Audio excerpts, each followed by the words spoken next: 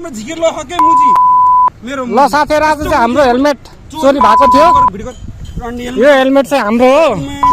हाम्रो चाहिँ हेलमेट चिन्नको लागि अरु पनि छ अहिले म बताउँछु यो हेलमेट यो हेलमेट लगाएर छोप्न यो हेलमेट छोडेर गथे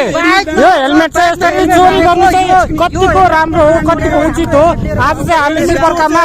म्यादी प्रहरीको हामी चाहिँ इन्टरभ्यु दिन आएको थियौं र बाइक बाहिर राखेको समयमा चाहिँ हाम्रो हेलमेट चोरी भएको थियो है यो गाडी नम्बर पनि छैन हजुर यो हेलमेट चाहिँ चोरी गरेको यो भाइ है हेलमेट चोर्थ्यो हैन साथी यार